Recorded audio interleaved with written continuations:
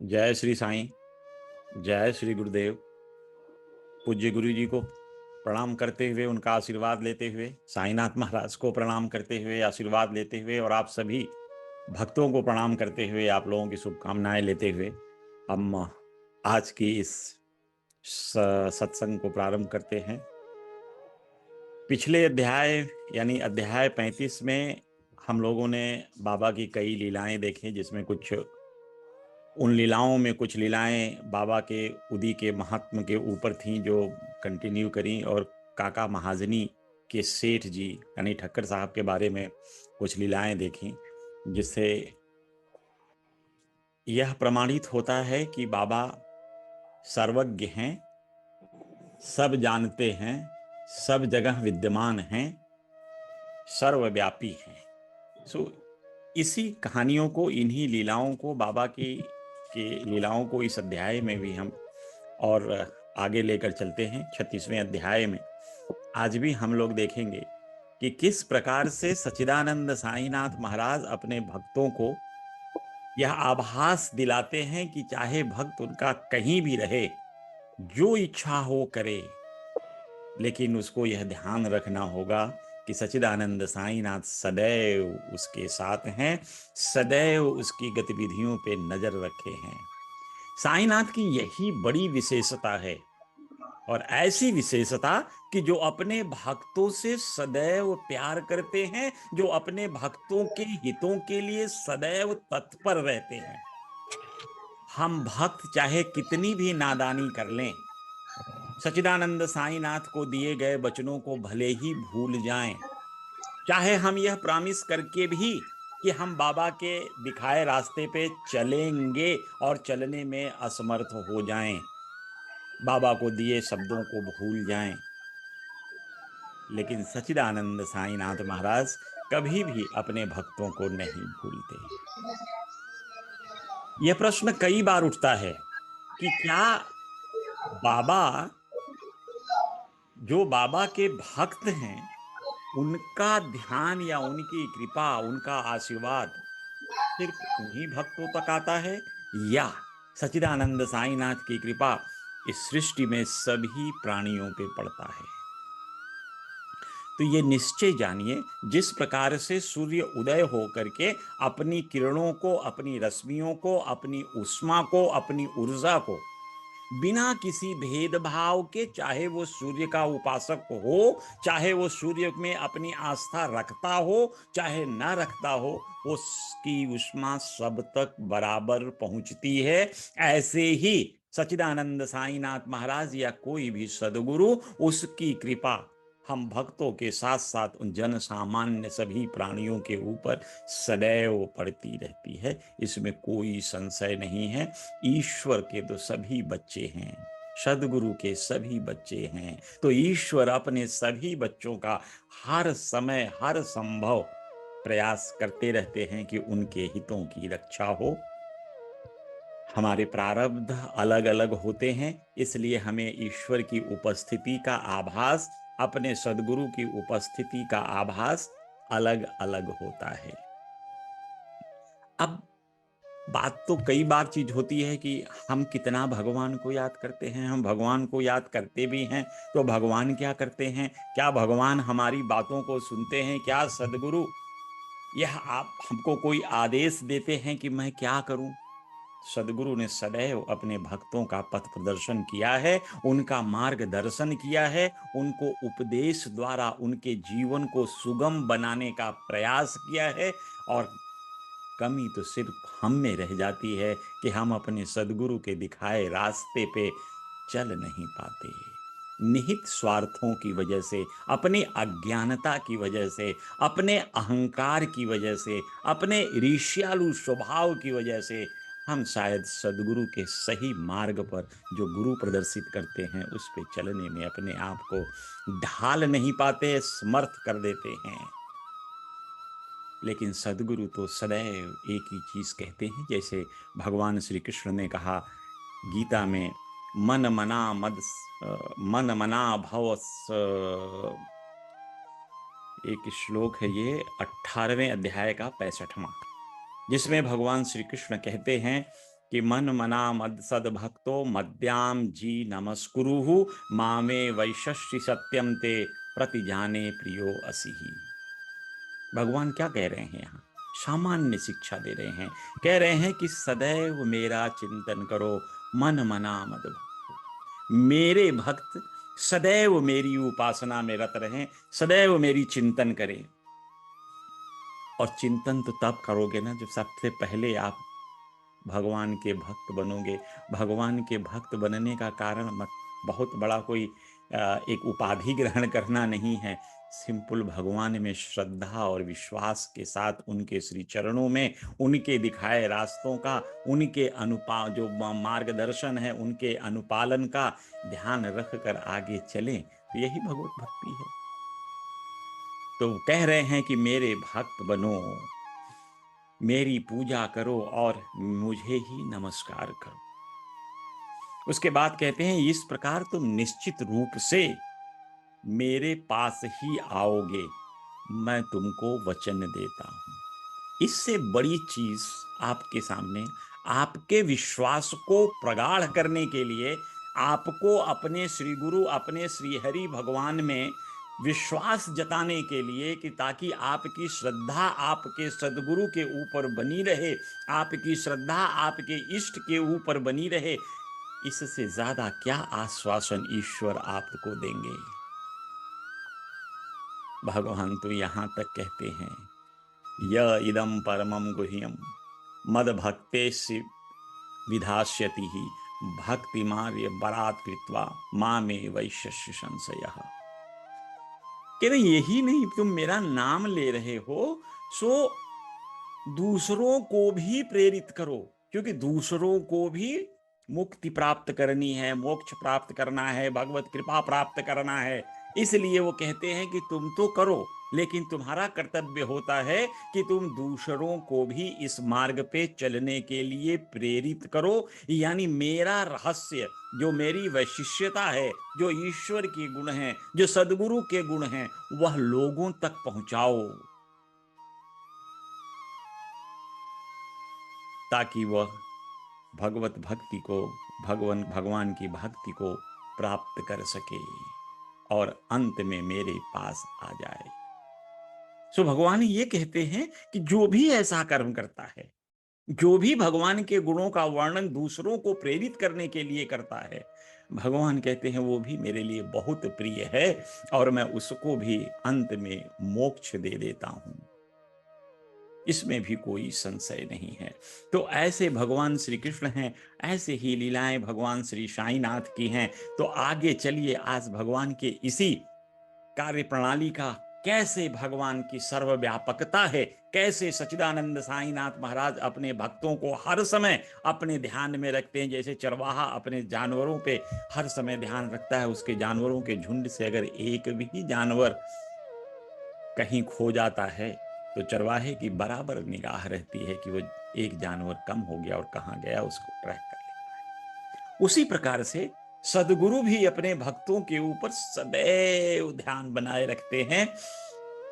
परीक्षा आपको लेना है तो विश्वास जताना होगा, आपको ईश्वर की कृपा को महसूस करना है तो उनमें विश्वास जताना होगा, उनकी भक्ति करनी होगी, उनका नाम ध्यान करना होगा, उनके सद्गुणों को धारण करना होगा, उनके दिखाए रास्ते पे चलना होगा।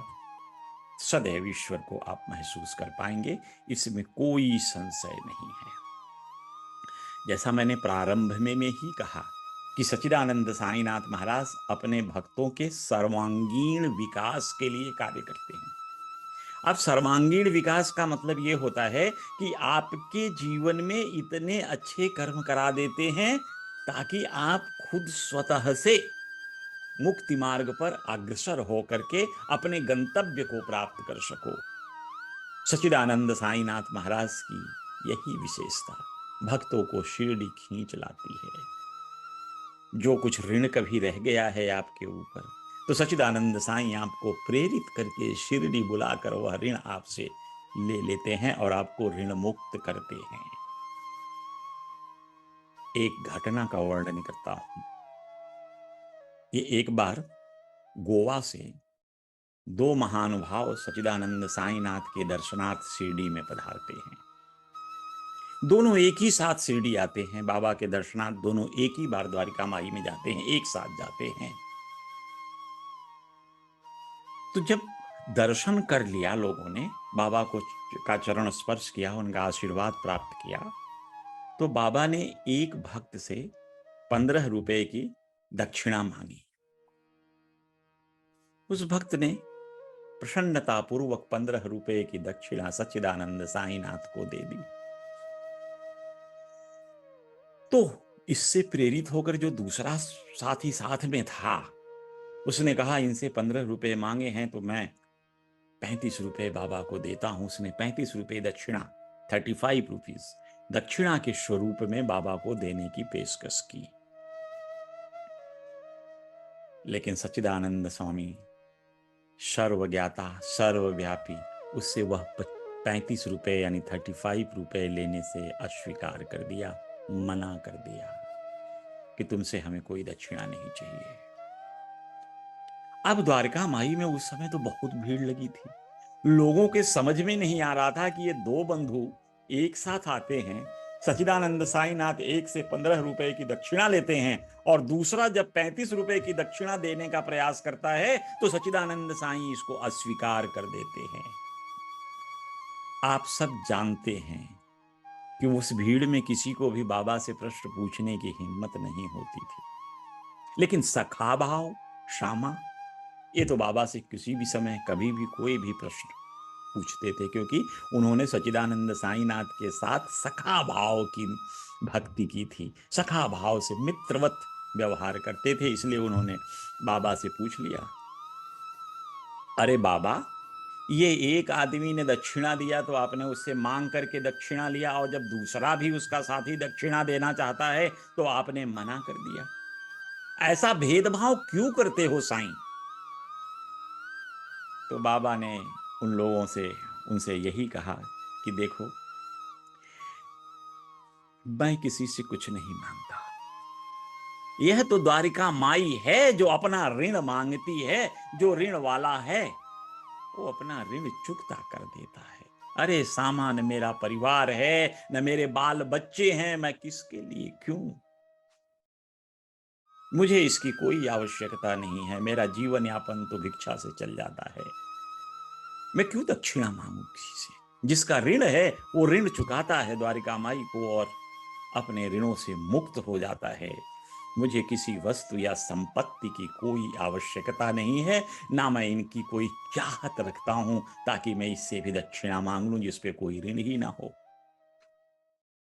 तो बाबा ने कहा कि एक चीज सामा ध्यान रखना, ऋण, शत्रुता, हत्या, ये चीजें ऐसी हैं कि इनका प्रायश्चित अवश्य करना पड़ता है।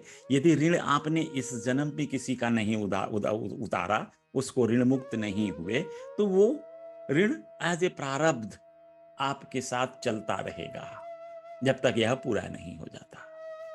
तो सदगुरु का खेल यही है, उनकी कृपा का खेल यही है कि सदगुरु आपको याद दिलाकर किसी न किसी परिस्थितिवश आपसे वह ऋण मुक्त करा लेते हैं।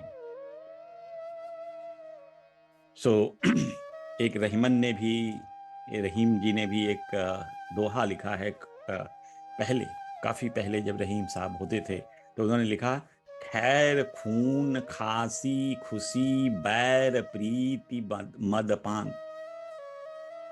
फिर से सुनिए, खैर खून खांसी खुशी बैर प्रीति मदपान, रहीमन दाबे ना दबे जानत सकल जहान। कह रहे ये कुछ चीजें ऐसी होती हैं इनको आप छुपा नहीं सकते। उनमें जैसे खैर है, आपकी खैरियत, किसी का आपने हत्या किया है, खून, आपको खांसी आती है, आप कितनी देर खांसी को दबा सकते हैं? आपको खांसी आएगी ही, ये सबको पता चलेगा कि आप खांस रहे हैं। आप खुशी, आपके चेहरे पे अगर प्रसन्नता है तो चेहरे की चमक ही अलग होगी, हर आदमी पहचान लेगा। आप अपनी खुशी को छुपा नहीं सकते।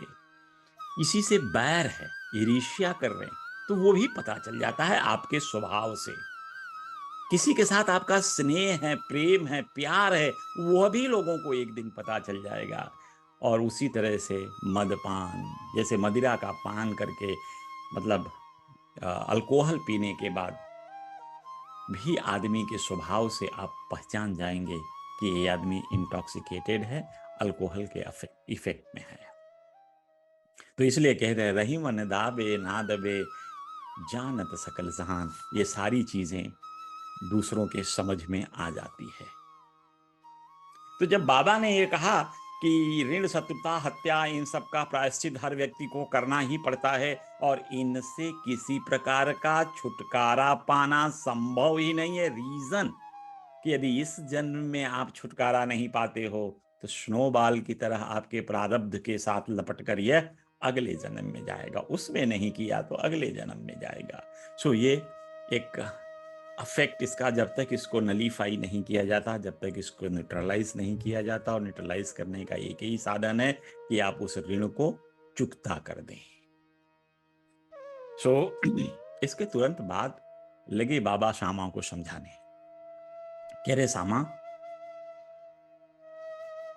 एक व्यक्ति की तरफ अंगुली से इशारा करके साईनाथ कह रहे हैं, ये महाशय अपने आधे जीवन के पूर्वार्ध में, यानी पूर्वार्ध के जीवन में, यदि हम जीवन को मान ले 100 साल का, तो 50 साल से पहले के जीवन को पूर्वार्ध जीवन कहते हैं। तो बाबा कह रहे हैं ये महाशय अपने पूर्वार्ध में बड़े निर्धन थे, और निर्धनता से जब इनका पालन पोषण, घर के खर्चे नहीं संभल रहे थे, तब इन्होंने प्रतिज्ञा की भगवान से कि मुझे नौकरी अगर मिल गई तो मैं 1 माह का वेतन आपको अर्पित करूंगा।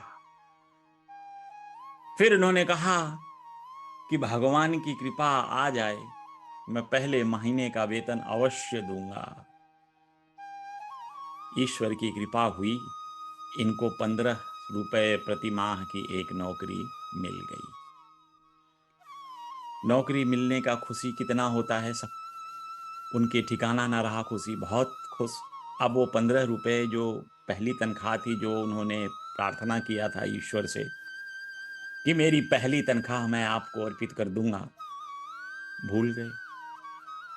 सीनियर होते गए, सैलरी बढ़ती गई, 30 रुपए, 15 रुपए से 30 रुपए, 30 रुपए से 60 रुपए, 60 रुपए से 100 रुपए, और 100 रुपए से 200 रुपए, और अंत में जब शिरडी गए थे उनकी तनख्वाह थी 700 रुपए मासिक। बाबा कह रहे हैं कि इस भाई साहब जब गरीबी से निकल करके, निर्धनता से निकल करके संपन्नता यानी समृद्ध हो गए, तो ये अपना दिया हुआ वचन जो इन्होंने ईश्वर को साक्षी मानकर कहा था, मैं पहले महीने की तनख्वाह आपको अर्पित करूंगा, भाई साहब अपना वचन भूल गए। ये तो अच्छा है, इन्होंने पूर्व जन्मों में बड़े अच्छे कर्म किए थे, जिन कर्मों के प्रभाव से, यानी यूं कहें कि अपने सदकर्मों के प्रभाव से इनको यहां आने का अवसर प्राप्त हुआ है। इसलिए मैंने तो सिर्फ अपने 15 रुपए ही दक्षिणा मांगी, जो इनके 1 महीने, पहले महीने की तनख्वाह थी। तो कितने सर्वव्यापक हैं सच्चिदानंद साईनाथ महाराज। जैसा कहा गया है कि बाबा अपने भक्तों के साथ साथ रहते हैं, अगर ये नहीं रहते तो ऐसा संभव था क्या? सच्चिदानंद साईनाथ ने इनको एक अवसर प्रदान किया कि यहाँ आकर अपना ऋण मुक्त हो जाइए, द्वारिका माई को अपना ऋण दे करके, जो इन्होंने प्रॉमिस किया था कि मैं ये ऋण भगवान को 15 रुपए अर्पित करूंगा। फिर बाबा थोड़ा चुप रह के फिर दूसरी कहानी सुनाने लगे, बिना सिर पैर के कहानियां। अब बाबा कह रहे हैं दूसरी कहानी में, अरे श्यामा, एक बार मैं ऐसे ही समुद्र के किनारे घूमने चला गया। अब किनारा समुद्र का इतना बड़ा था, विशाल था, मैं घूमते घूमते एक महल के पास पहुंच गया, और जब महल के पास पहुंचा तब तक मैं थक चुका था। तो उस महल के दलान में एक बरांडा, पहले बाहर के पुराने जमाने के मकानों में बाहर की तरफ मकान से एक बरांडा टाइप होता था, तो उसमें दलान कहते थे, उसमें बैठ करके बाबा कह रहे हैं कि मैं तो आराम करने लगा। जैसे ही उस मकान का मालिक जो एक ब्राह्मण था वो आता है, तो उसको मेरे ऊपर थोड़ी रहम आई, उसने मेरा बड़ा ही अच्छा स्वागत करने लगा और मुझे बहुत ही स्वादिष्ट भोजन खाने के लिए दिया। बड़ा आनंदमय हो गया था। अब थक चुका था, खाने के बाद नींद आना स्वाभाविक है। सो अपने घर में उसी दालान में उसकी एक अलमारी रखी हुई थी। उस अलमारी के समीप थोड़ा सा एक जगह साफ करके मुझे शयन करने के लिए बता दिया और मैं वहीं जाकर सो गया।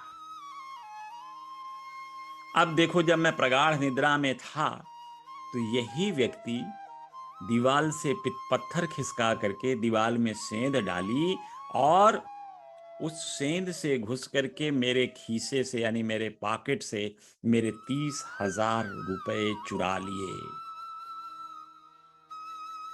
30,000 रुपए जाने का उस जमाने में कितना गम होता है, इसलिए मैं बहुत दुखी हुआ और इतना दुखी हो गया कि मुझे कुछ अच्छा नहीं लगता था। मैं उसी दालान में बैठा और रोता रहता था, क्योंकि इसने सिर्फ मेरे 30,000 रुपयों के नोट ही चुराए थे। इसलिए मुझे आश्चर्य भी हो रहा था कि मेरे पॉकेट से और चीजें क्यों नहीं चुराई।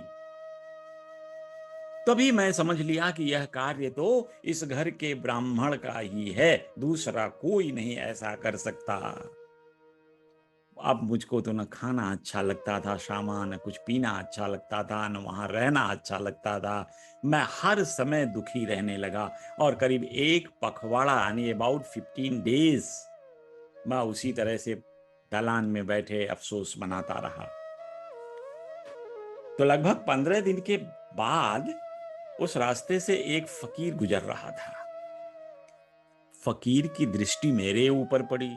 मुझे देखकर फकीर पूछ पड़ा, अरे भाई, आप इतने दुखी क्यों नजर आ रहे हैं? तो मैं रोते हुए उस फकीर को अपनी सारी व्यथा बता दी। और जब मैं सारी व्यथा बताई तो फकीर ने कहा कि देखो, यदि तुम मेरे आदेशानुसार आचरण करोगे, जैसा मैं कहता हूं वैसा अगर करोगे, तो तुम्हारा खोया धन निश्चय ही प्राप्त हो जाएगा। जब तक तुम्हारा कोई धन नहीं मिलता है, तब तक तुम अपना कोई प्रिय चीज छोड़ दो। और मैंने तुरंत ही उस फकीर की कही हुई बात कि अपना प्रिय चीज कोई छोड़ दो जब तक तुम्हारा धन नहीं मिलता, मैंने मान लिया और तत्क्षण मेरा चुराया हुआ धन मुझे वापस मिल गया। तब मैं समुद्र के तट पर गया।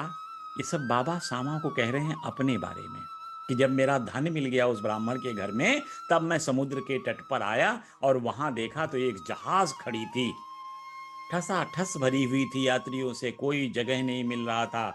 लेकिन भाग्यवश वहां का चपरासी उदार प्रकृति का था, जिसके रहम से, जिसकी सहायता से, जिसकी मदद से मुझे एक स्थान मिल गया और इस प्रकार मैं दूसरे किनारे पर आ पहुंचा। वहां से रेलगाड़ी में बैठकर मैं द्वारिका माई आ गया। तो जैसे ही बाबा ने यह कथा समाप्त किया, बाबा ने सामा से कहा, अच्छा चलो सामा, ये तो सुनते रहना, तुम इन दोनों अतिथियों को अपने घर ले जाओ, इन्हें भोजन वोजन कराओ और इनको आराम कराओ। श्यामा दोनों को लेकर जब घर जाने लगे तो श्यामा उन दोनों से कह रहे हैं, देखा नहीं बाबा की लीला कितनी रहस्यपूर्ण है, कितनी रहस्यपूर्ण कहानी वर्णन करते हैं।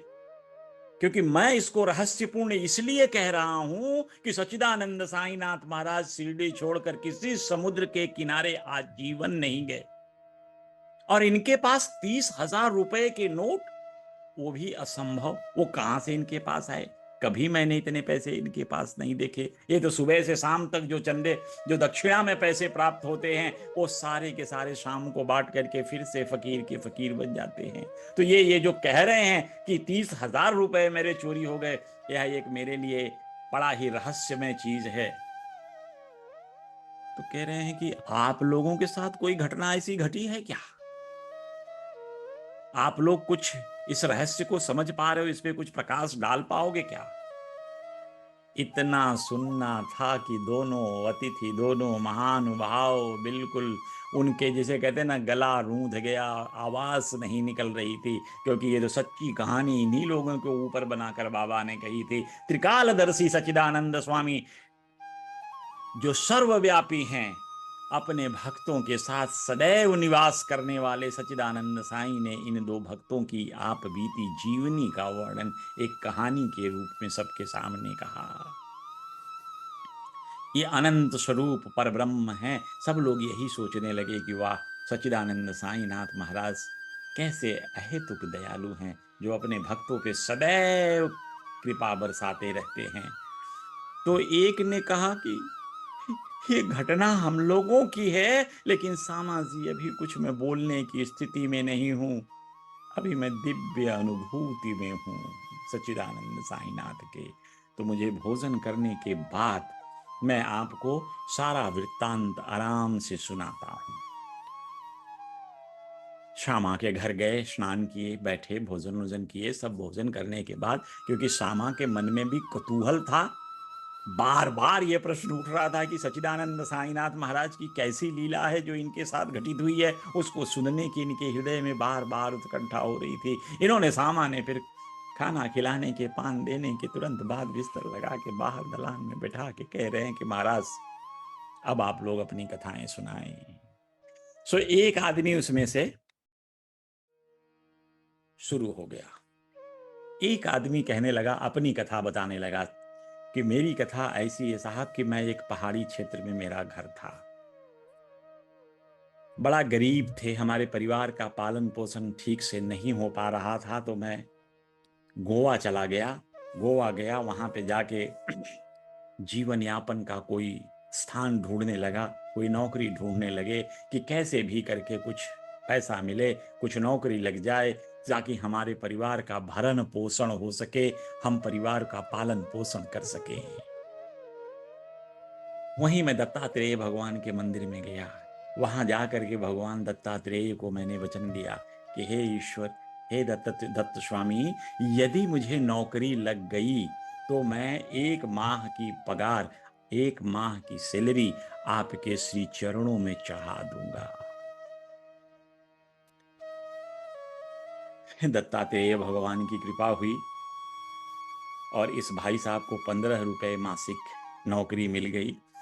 जैसे बाबा ने बताया था, ठीक उसी प्रकार से कह रहे हैं कि उसी प्रकार से मेरी पदोन्नति भी होती गई, यानी 15 से 30, 30 से 60, 60 से 100, 100 से 200 और अंत में 700 रुपए की तनख्वाह उनको मिलने लगी थी।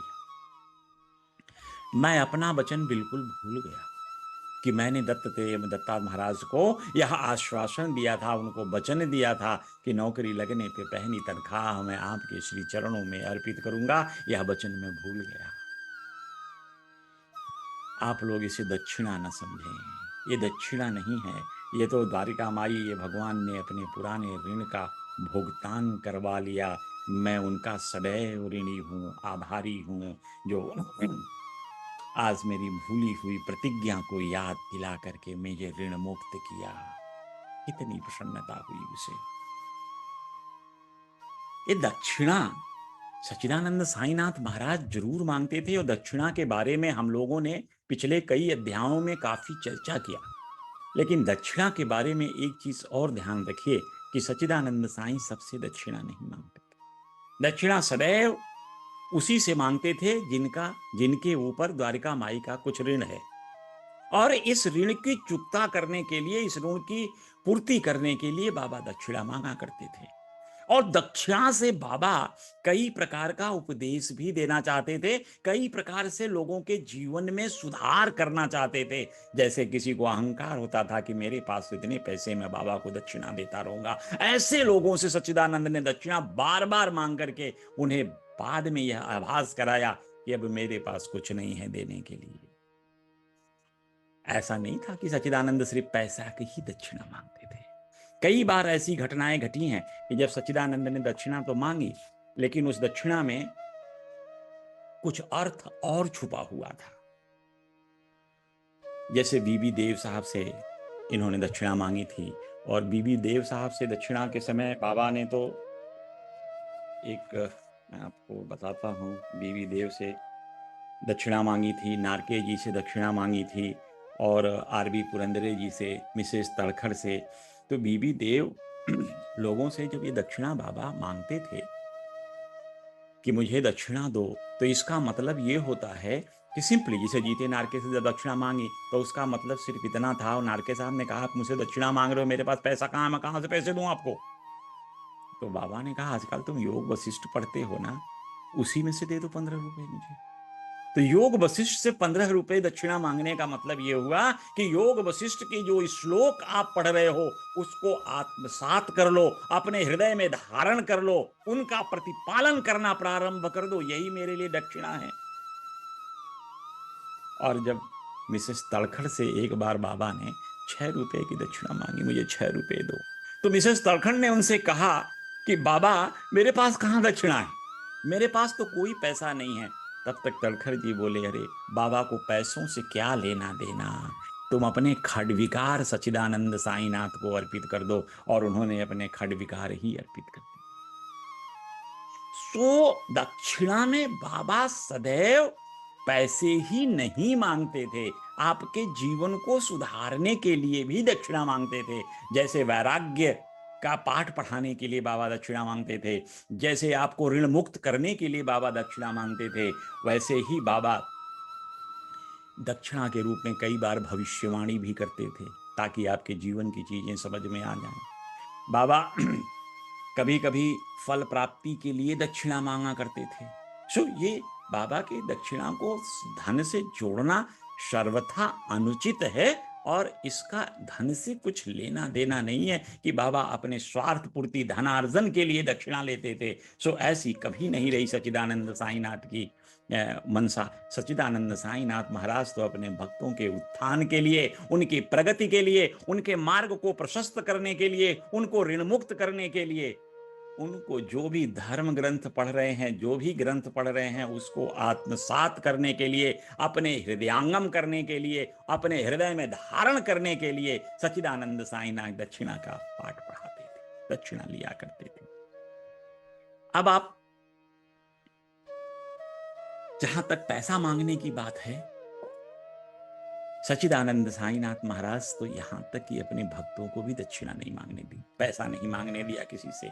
निर्धनता की हालत है तो उस निर्धनता में जीवन यापन करने का सीख सिखाते हुए सच्चिदानंद ने कभी किसी दूसरे से पैसे लेकर अपने जीवन को सुखमय करने का आदेश अपने भक्तों को भी नहीं दिया, क्योंकि बाबा जानते थे कि ये कांचन, ये जो धन है, यह आपके आध्यात्मिक प्रगति में बाधक है, सदैव आपके रास्ता को अवरुद्ध करेगा, रोकेगा, आपका आध्यात्मिक प्रगति संभव नहीं होगा। अगर उदाहरण के तौर पर देखना चाहते हैं तो श्री महालसापति जी इसके जीते जागते उदाहरण हैं। सब जानते हैं महालसापति बहुत ही निर्धन थे और अपना जीवन बड़ी कठिनाई से यापन करते थे। लेकिन जब भी कभी महालसापति किसी ने आकर महालसापति को कुछ दक्षिणा देकर के उनके जीवन को सुधारने का प्रयास किया, सच्चिदानंद साईनाथ महाराज उनको रोक देते थे। एक बार तो एक बड़ा दयालु सेठ आए और उन्होंने इनको देखकर, उनका नाम हंसराज था, व्यापारी थे, सहृदय थे, दया भाव था उनके हृदय में। जब उन्होंने महालसापति की हालत सुनी तो उन्होंने महालसापति को एक अच्छी खासी रकम दक्षिण दान में दिया कि इससे महालसापति का जीवन सुखमय हो जाएगा। लेकिन धन्य सच्चिदानंद साईनाथ की कृपा, उन्होंने महालसापति को दक्षिणा लेने से या वो राशि लेने से मना कर दिया। और महालसापति तो बाबा के अनन्य भक्त थे। महालसापति के बारे में जो लोग नहीं जानते हैं, मैं छोटे में उनके जीवनी के बारे में छोटा संदर्भ बता देते हैं आपको, क्योंकि महालसापति एक सुनार जाति के थे और आपको पता होगा कि सच्चिदानंद साईनाथ महाराज का नामकरण इन्होंने ही किया था। जब चांद पाटिल के बारात में सच्चिदानंद साईनाथ शिरडी आए थे, जब खंडोबा के मंदिर के सामने बारात रुकी थी तो बैलगाड़ी से उतरते समय आओ साईं कहकर के इन्हीं महालसापति ने बाबा का आगमन किया था। यद्यपि महालसापति शुरू में बाबा को खंडोवा मंदिर में रहने से मना कर दिया था, यह जानते हुए कि एक यमन एक मुस्लिम को यहाँ पे नहीं रहने देंगे। बाबा को वही एक यमन ही समझते थे। लेकिन जब उनको परब्रह्म का ज्ञान हुआ, जब उन्होंने समझा कि नहीं, सच्चिदानंद साईनाथ तो जाति धर्म सबसे परे साक्षात परब्रह्म के अवतार हैं, तो महालसापति सच्चिदानंद साईनाथ महाराज के अनन्य भक्त बन गए। यही सच्चिदानंद साईनाथ के ऐसे भक्त महालसापति थे कि जब 1886 में 1886 में जब सच्चिदानंद स्वामी ने महासमाधि ली थी, एक अपने प्राण को छोड़ा था थोड़े समय के लिए, और इनसे कहा था कि तुम 3 दिन के लिए मेरे इस शरीर की रक्षा करना, यदि मैं लौट आया तो ठीक, अगर नहीं लौट आए मेरे प्राण तो मुझे वहां पे मेरी समाधि लगा देना। एक जगह इंगित कर दिया था। श्री महालसापति जब बाबा के श्वासोच्छ्वास ऊपर चढ़ गए और बाद में लोगों को यह पता चला कि सच्चिदानंद की सांसें रुक गई हैं, हृदय की धड़कन रुक गई है, यानी सच्चिदानंद साईनाथ महाराज अभी शरीर में नहीं है, तो ऐसी स्थिति में गांव के सभी लोग एकत्रित होकर के यह दबाव डालने लगे कि इस मृत व्यक्ति को अपने गोद में लेकर क्यों बैठे हो, इनकी दाह संस्कार किया जाए, इनको दफन किया जाए। कहीं गांव में पुलिस भी आई, लेकिन महालसापति दृढ़ता के साथ टिके रहे। कह रहे 72 घंटे में अपने सच्चिदानंद साईनाथ को अपने गोद में लेकर बैठूंगा, यदि इस बीच में सच्चिदानंद के प्राण नहीं वापस आते हैं तो आप जो चाहे वो कर लेना, लेकिन 72 घंटे तक मैं श्री सच्चिदानंद साईनाथ के शरीर की रक्षा करूंगा, चाहे इसके लिए मुझे अपने प्राणों की आहुति क्यों न देना पड़े। यही सच्चिदानंद साईनाथ के ऐसे भक्त हैं जो 3 दिन पूरे समाज का विरोध करते हुए सच्चिदानंद साईनाथ के शरीर की रक्षा की, और सच्चिदानंद साईनाथ तीसरे दिन उनका प्राण उनके शरीर में वापस आया। और उसके बाद हम लोगों ने तमाम लीलाएं देखी, उनके कृपा लिए, उनका आशीर्वाद मिला। शिरडी पर ही नहीं, समूचे विश्व को बाबा के उपदेश मिले, जीवन यापन करने के लिए एक दिशा निर्देश मिला। यदि महालसापति उस समय सच्चिदानंद साईनाथ के शरीर की सुरक्षा नहीं किए होते तो शायद ये दिन आज हम लोग जो कथा प्रवचन कर रहे हैं देखने को नहीं मिलते। तो महालसापति का जीवन बाबा के लिए समर्पित था, बाबा के लिए बहुत कुछ किया है। बाबा अपने गुरु के लिए, अपने गुरु के सम्मान में महालसापति इतने निडर हो गए थे, और यही निडरता, यही प्रेम, यही लगाव, यही भाव हर भक्तों से उम्मीद की जाती है। और कई बार ऐसा लिखा गया है कि सच्चिदानंद साईनाथ की कृपा महालसापति के साथ सदैव रही। महालसापति ही सच्चिदानंद साईनाथ की पूजा प्रारंभ करते थे, बाबा के मस्तक तक तिलक, उनके सर पे एक फूल रखते थे, बाकी किसी को ऐसी हिम्मत नहीं होती थी। उसी समय एक भक्त और थे, दगड़े भाई, शिरडी में, जो बाबा की पूजा के लिए बड़े उत्साहित होते थे, बड़ा उनकी इच्छा होती थी कि मैं पूजा करूं, अगर महालसापति करते हैं तो ये मुझे भी पूजा का अवसर मिले। लेकिन बाबा उनको सदा मना करते थे, और जो द्वारका माई में एक खंबा था उसकी तरफ बाबा बता करके कहते थे कि तुम इस खंबे की पूजा करो। हालांकि दगड़े भाई ने कभी उनकी खंबे की पूजा तो नहीं की, लेकिन बाद में नाना साहब डेंगले जी की रिक्वेस्ट पे बाबा उनको पूजन का अवसर दिए। तो चांदो इनके महालसापति के बाद दगड़े भाई ने भी बाबा की पूजन अर्चन की। ऐसे महालसापति थे कि जो बाबा के साथ सोते थे, वैराग्य धारण जीवन कर लिया था। उनको सिर्फ एक पुत्री थी, पत्नी को बार बार पुत्र की इच्छा होती थी कि मेरे भी एक पुत्र होता, क्योंकि उस जमाने में जो पुरुष प्रधान समाज बना हुआ था उसमें पुत्र की कामना करने के लिए हर लोग साईं बाबा के पास पहुंचते थे, चाहे उनको 3-4 बच्चियां पहले से क्यों ना हो, लेकिन एक पुत्र के बिना वो जीवन को अधूरा समझते थे और बाबा के पास पहुंचते थे। तो वो प्रार्थना उनकी मिसेस का सच्चिदानंद साईनाथ के पास पहुंचती है, और बाबा इनसे कहते हैं, अरे भगत, तू जाके कुछ दिन घर में रहा कर, अपने हर परिवार की सेवा कर, तू अब यहाँ पे दिखाई मत पड़ना। तो लिहाजा यही हुआ कि 1896 में महालसापति जी अपने घर जाकर सोने लगे बाबा के आदेश से, और 1897 में इनको एक पुत्र रत्न की प्राप्ति हुई। उसके तुरंत बाद फिर से महालसापति जी बाबा के साथ शयन करने लगे। तो ऐसे भक्त थे महालसापति, जिनके बारे में एक छोटी सी संक्षिप्त पर विवरण देते हुए हम अब दूसरे भक्त की कहानी की तरफ चलते हैं। दूसरा भक्त अपना कहानी सुनाने लगा।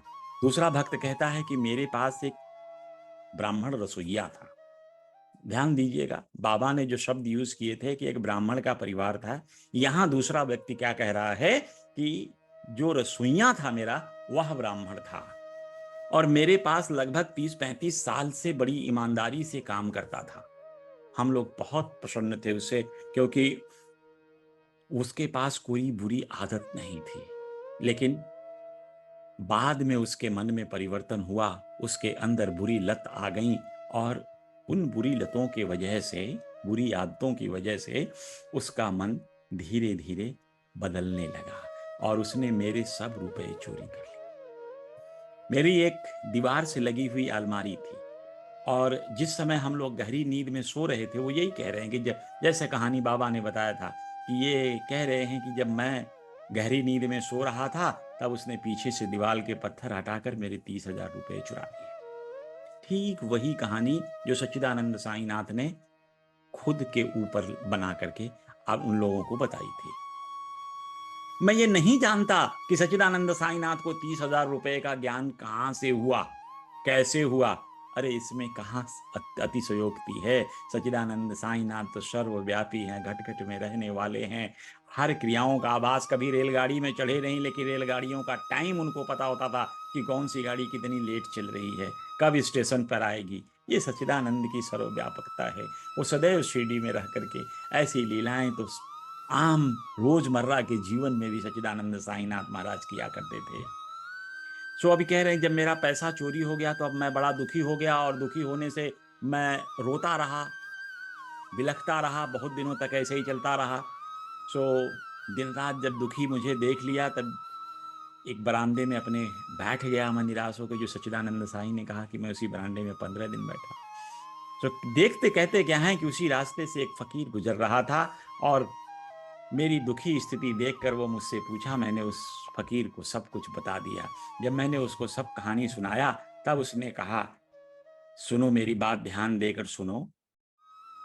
कोपरगांव तालुका में एक शिरडी गांव है। वहां पर एक साईनाथ की, साईं बाबा के नाम से एक औलिया रहते हैं। उन्हें वचन दो और अपना रुचिकर भोजन पदार्थ त्याग दो। मन में कहो कि जब तक मैं तुम्हारा दर्शन न कर लूंगा, तब तक उस पदार्थ को कदापि नहीं खाऊंगा। मतलब यहां पे उन्होंने कहा कि बाबा ने, जो फकीर था, मुझसे कहा कि तुमको जो अपना सबसे प्रिय भोजन है वो छोड़ दो और वचन दो साईं नाम पर कि जब तक मैं भोजन नहीं करूंगा, कि जब तक मुझे मेरे पैसे वापस नहीं, मैं आपके दर्शन नहीं कर लेता। सो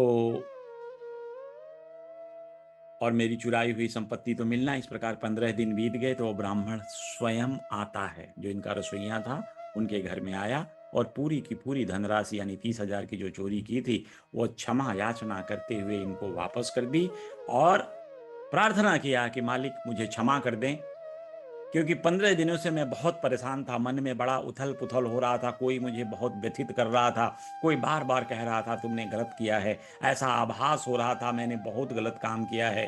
कोई किसी की प्रेरणा से मुझे ऐसा लगा कि मैं इस गलती का सुधार कर लेना चाहिए, प्रायश्चित कर लेना चाहिए। इसलिए मैं आकर के ये आपका पैसा वापस कर रहा हूं और आपसे क्षमा मांगता हूं कि मेरी मति फिर गई थी और मुझे क्षमा कर दें। तो कह रहे हैं कि उसके बाद से जो फकीर मुझे वहां, जिसने मुझे कहा कि शिरडी औलिया हैं, उनके पास जाना, वो फिर उस गली में कभी मुझे घर के आसपास दिखाई नहीं पड़ा। फिर जब मेरे मन में बड़ी तीव्र उत्कंठा थी कि मैं फकीर को देखूं, सो मुझे ऐसा लगा कि ये सच्चिदानंद साईनाथ महाराज के अलावा आज महसूस हो रहा है कि वो फकीर कोई और नहीं था, सच्चिदानंद साईनाथ महाराज थे, जिन्होंने मुझे दर्शन दिया होगा। सच्चिदानंद साईनाथ महाराज धन्य है। सो वो कह रहे हैं कि जब मेरी चोरी हुई धन मुझे मिल गई, तो अब किसको खुशी नहीं होगी। गया धन अगर मिल जाए तो इससे ज्यादा प्रसन्नता की बात और क्या हो सकती है। तो कह रहे हैं मेरा बड़ा मन प्रसन्न हुआ, लेकिन इस प्रसन्नता का एक नुकसान ये हुआ कि मैं आगे के दिए हुए वचन सब मैं भूल गया। मैं भूल गया कि मुझे सच्चिदानंद साईनाथ महाराज के दर्शन के लिए जाना है, और जब तक उनके दर्शन नहीं होते तब तक मुझे अपने प्रिय वस्तु का त्याग ही करते रहना है, यह सब मैं भूल गया। तभी मैं एक रात साईं बाबा को स्वप्न में देखा। तो जब साईं बाबा को स्वप्न में देखा तो मुझे अपनी शिरडी जाने की स्मृति हो आई कि मेरे से कितनी बड़ी गलती हुई कि मैं सच्चिदानंद साईनाथ महाराज को कैसे भूल गया। फिर मैं गोवा पहुंचा, वहां से एक स्टीमर लिया और बम्बई पहुंचकर शिरडी जाना चाहता था। परंतु जैसे ही मैं स्टीमर पे पहुंचा समुद्र के किनारे, तो देखा स्टीमर खचाखच भरी थी। कैप्टन ने कहा नहीं, अब कोई आदमी चढ़ नहीं सकता। फिर एक अपरिचित चपरासी जो अटेंडेंट रहा होगा वहां पे, उसने मुझे कृपा करके अब अंदर आने के लिए आमंत्रित किया, और इस प्रकार मैं स्टीमर में बैठ करके बॉम्बे आया। फिर बॉम्बे से मैं ट्रेन लेकर के यहां शिरडी आया हूं। अब सच्चिदानंद साईनाथ के सर्वव्यापी सर्वज्ञानी होने पर मुझे कोई शक नहीं है। देखो, हम कौन हैं? हम लोग, हमारा घर कहां है, हमारा भाग्य कैसा है? बाबा हमारी चुराई हुई राशि हमें ही वापस करके हमें यहां बुला लिया। तो ये सच्चिदानंद की विशेषता है, वैशिष्ट्यता है कि अपने भक्तों को किसी न किसी बहाने अपने दर्शन के लिए अवश्य बुला लेते हैं। तो यह विश्वास रखिए।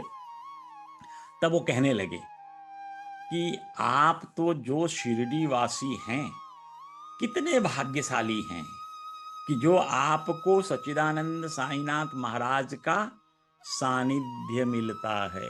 हम तो एक बार दर्शन से ऐसे प्रसन्न होते हैं जैसे हमको जीवन की अमूल्य निधि प्राप्त हो गई। सो आपका भाग्य कितना प्रबल होगा जो सच्चिदानंद साईनाथ के साथ रह रहे हैं। आप लोगों के गत जन्मों का शुभ संस्कार कैसा होगा, कितने अच्छे कर्म किए होंगे जो फलीभूत हो रहे हैं, और सच्चिदानंद साईनाथ का सानिध्य मिला है। यह मेरे भी गत जन्मों के शुभ कर्मों का फल होगा कि सच्चिदानंद साईनाथ के सानिध्य के लिए, उनके दर्शन के लिए मुझे बाबा यहां खींच लाए। तो ये दो लोगों की कहानी थी। और इसमें मैं एक चीज आपको बता दूं कि इन संतों के समय है ना, भी है 10 मिनट। इन संतों की प्रणाली बड़ी अद्भुत होती है अपने भक्तों की कृपा करने के लिए। इनके जो भक्त होते हैं, कैसे आपके हृदय में भक्ति जगाते हैं, ये इस पे मैं 2 मिनट लूंगा। सच्चिदानंद साईनाथ महाराज या किसी भी गुरु की अलौकिक कार्य प्रणाली होती है। सबसे पहला, गुरु अपने भक्तों को अपनी ओर आकर्षित करते हैं। जब प्राणी श्री गुरु के प्रभा मंडल में आता है, जब उनका सानिध्य प्राप्त करता है, तो गुरु के आकर्षण शक्ति का प्रभाव उसके अंतस्थल को एक भाव तरंग के रूप में छूता है, जिससे वह अभिभूत हो जाता है, प्रसन्नता की लहर दौड़ जाती है, प्रसन्न चित्त हो जाता है। इस मिलन को सालोक्य कहते हैं। उसी के परिणाम स्वरूप धीरे धीरे व्यक्ति के हृदय में, जैसे कहते हैं ना कि हम अहंकार न पालें कि हम गुरु के चरणों में खुद चले जाएंगे। जब गुरु का सानिध्य मिला, उनकी सालोक्य आपको मिली, तो धीरे धीरे आपके हृदय में शुद्धता आने लगी। जैसे ही मैं बार बार आपको कहता हूं कि श्री गुरु का नाम स्मरण करो, धीरे धीरे धीरे धीरे उनकी सानिध्य की प्राप्ति अनुभूति होगी आपको, और आपके हृदय में निर्मलता व्याप्त हो जाएगी। तो इसी प्रकार धीरे धीरे हृदय में जब शुद्धता आने लगती है, सो यह शुद्धता धीरे धीरे आपको गुरु के समीप लाने लगती है। और इस स्थिति को जब आप गुरु के समीप आ जाते हो, तो इसको सामीप्य कहते हैं। फिर धीरे धीरे गुरु की आंतरिक शक्ति शिष्य के भीतर आने से, धीरे धीरे जब गुरु की कृपा आपके अंदर आई, उसकी शक्तियां आपके अंदर आने लगी, तो आपका स्वरूप भी, कार्य पद्धति भी, जो उठने बैठने चलने फिरने की क्रियाएं हैं, वह सदगुरु के स्वरूप में होने लगती हैं, उसी की तरह होने लगती हैं। और इस स्थिति को हम कहते हैं मतलब गुरु की में आपकी समानता होने लगती है। इस स्थिति को कहते हैं सारूप्य, यानी गुरु जैसा स्वरूप। फिर होती है सौष्ठ्य की अवस्था। इस अवस्था में सद्गुरु की सूक्ष्म शक्तियां अपने भक्त के द्वारा संचालित होने लगती हैं, कार्य करने लगती हैं। जो जीवन में सद्गुरु के कार्य होते हैं वो कार्य भक्तों के स्वरूप से होने लगते हैं। और अंत में जब शिष्य परिपूर्ण रूप से श्री गुरु में समा जाता है तो शिष्य की कोई स्वतंत्र सत्ता नहीं बचती और वो एक हो जाते हैं। इस स्थिति को सायुज्य कहते हैं। तो ये सद्गुरुओं की ऐसी कार्य प्रणाली है जो अपने भक्तों को अपनी तरफ प्रेरित करके उनको सद्मार्ग पर ला करके उन्हें मोक्ष की तरफ ले जाती है। आइए ऐसे ही एक और लीला सच्चिदानंद साईनाथ का देखते हैं। जो भी समय बचा है अभी 5-6 से 10 मिनट का, उसमें इस कथा को देखते हैं। यह कथा श्रीमती औरंगाबादकर की है। सोलापुर के सखाराम औरंगाबादकर की पत्नी 27 वर्ष की दीर्घवती के पश्चात भी, मतलब 27 वर्ष होने के बाद भी उनको कोई संतान नहीं हुआ था। तो उस जमाने में आज जैसी कोई मॉडर्न चिकित्सा पद्धति नहीं थी। संतान प्राप्ति के निमित्त अब आदमी क्या करता है, पहले वैद्यों के पास जाता है। वैद्यों से अगर कुछ नहीं हो पाया तो देवी देवताओं को के मन्नतें मांगना शुरू कर देते हैं कि इस देवी की कृपा हो जाए तो मुझे एक बच्चा पैदा हो जाए, एक पुत्र रत्न मिल जाए, एक संतान की प्राप्ति हो जाए।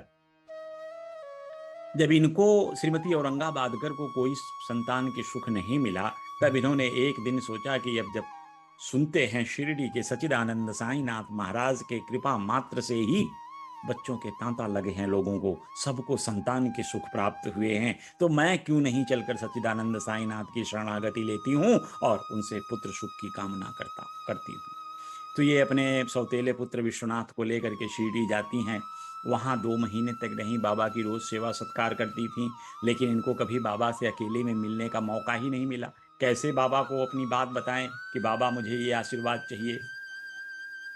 ये चाहती थी कि बाबा कहीं अकेले में मिलें तो मैं अकेले में ये सारी चीज़ें बाबा को बताऊं, लेकिन ऐसा हो नहीं पाता था। ऐसी ही एक घटना मैं बताऊं, मैं आप बीती पूज्य गुरु जी के साथ घटी है। हमारे एक इंचार्ज हुआ करते थे मिस्टर गणेश चंद्र तुरी जी। उनकी बेटी के भी शादी के कई वर्ष हो गए थे, पर पुत्र या संतान प्राप्ति नहीं हुई थी। उन्होंने मुझसे कुछ नहीं बताया।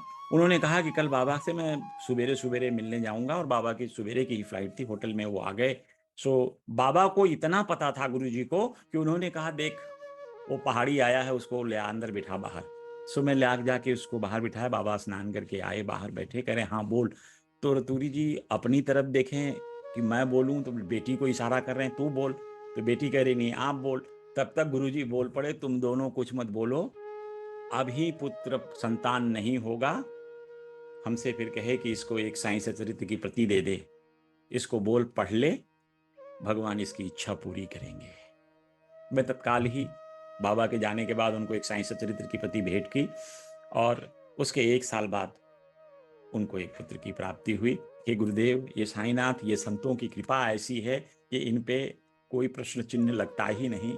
इनकी कृपा ही अनंत है, इनके वचन ही अनंत हैं, बहुत ही शक्तिशाली होते हैं। इनकी कृपा बस ऐसे ही अपने भक्तों के ऊपर बनी रहे। अब ये औरंगाबादकर की कहानी को मैं कंटिन्यू करता हूं कि इनको मौका ही ना मिले बाबा से शर्म के मारे, जैसे रतूरी जी को शर्म आ रही थी, कैसे कहें। अकेले का समय चाहते थे, और बाबा के पास तो भक्तों की तांता हर समय भीड़ लगी रहती थी, कैसे अब इनको मौका नहीं मिला। तब इन्होंने एक दिन श्यामा से कहा कि श्यामा मुझे थोड़ा सा समय बाबा से दिलवा देना, और नहीं मिलता है तो मेरी तरफ से सच्चिदानंद साईनाथ से एक संतान प्राप्ति के लिए प्रार्थना कर देना। श्यामा ने कहा अरे बाबा का दरबार तो खुला है, आप अकेले में समय क्यों मांग रहे हो, प्रार्थना कर दी बहुत है। यदि फिर भी तुम्हारा ऐसा इच्छा है कि तुम बाबा से अकेले में मिलना चाहती हो, अपने से खुद कहना चाहती हो, तो मैं प्रयास करूंगा, परंतु यश देना तो ईश्वर के हाथ में है। यह यश हम लोगों के बस में नहीं है, क्योंकि भगवान ही यश के स्वामी हैं, वही यश दे सकते हैं। किसी कर्म को करने से किसी व्यक्ति को यश मिलेगा कि नहीं मिलेगा, अपयश मिलेगा कि नहीं मिलेगा, ये सब ईश्वर तय करते हैं। क्योंकि जब भगवान राम को उनके गुरु ने कहा, सुनहु भरत भाभी प्रबल, बिलखि कहो मुनिनाथ, जब राम जंगल चले गए थे, दशरथ जी की मृत्यु हो गई थी, तब भरत जी को बुलाया गया था। भरत पिता की मृत्यु को देख करके बड़े दुखी हुए।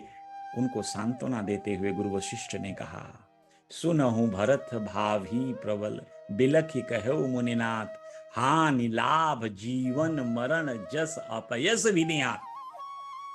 साक्षात वशिष्ठ जी ने ये शब्द कहे कि हानि लाभ, फायदा नुकसान क्या होगा, जीवन मरण, कब जन्म होगा कब मृत्यु होगी, जस अपयस विधिहान, किस काम के करने से आप यशस्वी होंगे, किस काम के करने से आपको यश अपयस लग जाएगा, यह किस काम में यश देना अपयस देना, यह सब ईश्वर के हाथ में है। वही चीज श्यामा यहाँ कहते हैं कि माँ यश देना तो बाबा के हाथ में है। श्यामा ने कहा कि देखो ऐसा है, भोजन उपरांत प्रांगण में बैठे रहना, नारियल और धूप बत्ती लेकर के बैठना, जैसे ही मैं इशारा करूं आकर के बाबा को यह चीज भेंट कर देना। एक दिन भोजन उपरांत ऐसा हुआ कि बाबा जब हाथ धोने लगे तो गीले तौलिए से हाथ पोंछ रहे थे, तभी बाबा ने श्यामा के गाल पे चिकोटी काट ली। श्यामा बड़ा थोड़ा सा खिन्न हो गए, कह रहे क्या देवा आप ये क्या करते हो, आपके लिए ऐसा करना, मेरे गाल पे चिकोटी काटना क्या उचित है क्या? देखो देवा, मुझे ऐसे शरारती देव कभी नहीं चाहिए, मुझे ऐसे शरारती गुरु की कोई आवश्यकता नहीं है जो इस प्रकार का आचरण करे। हम आप पर आश्रित हैं बाबा, क्या अब मेरी घनिष्ठता का यही फल मिलता है मुझे? बाबा ने उन्हें सांत्वना दिया, अरे श्यामा, आज तुम ऐसे नाराज क्यों हो रहे हो, तुम तो मेरे साथ 72 जन्मों से हो। श्यामा कह रहे देखो मुझे सब ठीक है, मुझे कोई स्वर्ग की नहीं चाहिए, कोई मोक्ष नहीं चाहिए, मुझे तो सिर्फ चाहिए आपके चरणों की सेवा, और मेरा देव ऐसा होना चाहिए कि जो मुझे अच्छे अच्छे पकवान खिलाए, भोजन खिलाए, अपने पास रखे। तो मुझे आपके सिर्फ चरणों की सेवा चाहिए। खैर जब बाबा वहां बैठ गए, गद्दी पे अपने विराजमान हो गए खाने के बाद, तो उसके बाद श्यामा ने इनको संकेत किया और श्रीमती औरंगाबाद करने जा करके वो नारियल और धूपबत्ती बाबा को अर्पित कर देती हैं। जब वो नारियल और धूपबत्ती बाबा को अर्पित करती हैं तो बाबा उस नारियल को हिला के कहते हैं, श्यामा से कहते हैं, सुनो भाई ये क्या कहता है, गुड़गुड़ गुड़गुड़ गुड़गुड़ बोल रहा है, यह तो हिल रहा है अंदर से। तब श्यामा ने कहा, बाबा ये बाई प्रार्थना करती है कि ठीक जैसे नारियल गुड़गुड़ गुड़गुड़ कर रहा है ना, इसके पेट में भी बच्चा ऐसे ही गुड़गुड़ गुड़गुड़ करे, ऐसा आशीर्वाद देकर यह नारियल इसको लौटा दो। बाबा मजाकी अफवाह में बोले, अरे श्यामा, क्या नारियल से बच्चे पैदा होते हैं? तो ना बाबा कह रहे हैं, जब नारियल से संतान उत्पत्ति होगी क्या श्यामा? तो श्यामा कह रहे हैं कि प्रभु नारियल से हो न हो, आपके आशीर्वाद से तो दुनिया के बच्चे हो जाते हैं, बच्चों के तांते लग जाते हैं, और मैंने देखी है। बाबा ने कहा, लोग कैसे मूर्ख हैं, किस प्रकार की बातें करते हैं, नारियल से बच्चे होना। श्यामा कह रहे, बात घुमाओ नहीं, यह आशीर्वाद देकर नारियल इस बाई को दे दो। तो बाबा बार बार कह रहे हैं नारियल तोड़ो। तो श्यामा कह रहे, नहीं, ये नारियल तो तुम्हें आशीर्वाद के साथ इस बाई को ही देना पड़ेगा। श्यामा हट करके बैठे। अब बाबा ने अंत में कहा, जाओ भाई, इसको पुत्र की प्राप्ति होगी। तो तुरंत श्यामा ने पूछा, कब तक? तो बाबा ने कहा, 1 साल के अंदर, 12 महीने के अंदर। तब श्यामा ने कहा, हाँ अब नारियल तोड़ो। नारियल तोड़ा गया, आधे में बाबा और श्यामा ने खाया, आधा नारियल बाई को दे दिया, श्रीमती औरंगाबादकर को। उन्होंने नारियल खाया। और देखिए सच्चिदानंद साईनाथ की कृपा कि उनको 12 मास के भीतर एक संतान हुआ। और उस समय श्यामा ने उनसे कहा कि माँ यह ध्यान रखना, अगर 12 महीने के अंदर आपको बच्चा नहीं हुआ तो मैं यह नारियल इसके सर पे फोड़ूंगा, बाबा के सर पे फोड़ करके इनको द्वारिका माई से बाहर निकाल दूंगा। इतना विश्वास था श्यामा को अपने सदगुरु पे कि बाबा ने आशीर्वाद दिया तो संतान प्राप्ति तो होगी ही होगी। और हुआ भी यही। श्रीमती औरंगाबादकर को एक पुत्र रत्न की प्राप्ति हुई। जब बालक करीब 5 महीने का हुआ तब उन्हें लेकर के बाबा के श्री चरणों में आई। दोनों ने बाबा को प्रणाम किया और कृतज्ञता की। अपने पति पत्नी दोनों लोग, उस जमाने में श्रीमती औरंगाबादकर ने सच्चिदानंद साईनाथ महाराज को इस खुशी में 500 रुपये का भेंट दिया, जो बाबा ने अपने घोड़े श्यामकरण के रहने के लिए जो छत बनवानी थी उसका निर्माण कराया। तो ऐसे हैं सच्चिदानंद साईनाथ महाराज, अपने भक्तों की सेवा के लिए, अपने भक्तों के उद्धार के लिए सदैव तत्पर रहते हैं। हमारा कर्म तो सिर्फ इतना है कि हमें दृढ़ता के साथ श्री साईं के चरणों में पड़े रहना है, उनके दिखाए रास्ते पे चलना है। यही जीवन है। इस जीवन में यदि कुछ हम अच्छे कर्म कर लें तो निश्चय ही हम अपने सदगति की तरफ अग्रसरित हो सकते हैं। अपने आप को इस जन्म का जो पुरुष, जो ये हमें मनुष्य योनि में एक जन्म मिला है, इस योनि को सफल बना सकते हैं तभी जब हम इसे श्री भगवत अपने सदगुरु के चरणों में आश्रित करके अपने गंतव्य को प्राप्त करने का प्रयास करें। अपने आचरण में दिनों दिन सुधार करते जाएं, अपने आप को खड विकारों से बचाने का प्रयास करें। हमें क्रोध, काम, ईर्ष्या, मोह, माया इनसे थोड़े बचते हुए ईश्वर की भक्ति में, सच्चे काम करने में, मानवता की सेवा करने में, प्राणी मात्र की सेवा करने के लिए अपने आप को अग्रसरित करना है। समाज में व्याप्त बुराइयों से बचते हुए उनको दूर करने का प्रयास करना है। संतों के इस दिखाए रास्ते को लोगों में प्रसारित करना है ताकि हमारे साथ साथ और लोगों का भी जीवन सफल हो। और इसी के साथ मैं आज की इस सत्संग को यहीं विराम देता हूँ। अगले गुरुवार को बाबा की कृपा से एक अगला अध्याय काफी अच्छा है, चावड़ी का समारोह, जो हर व्यक्ति देखना चाहता है। चावड़ी में कैसे सच्चिदानंद साईनाथ महाराज की चावड़ी यात्रा कैसे निकलती थी, सो उसके बारे में परिचर्चा करेंगे। तब तक के लिए जय श्री साईं।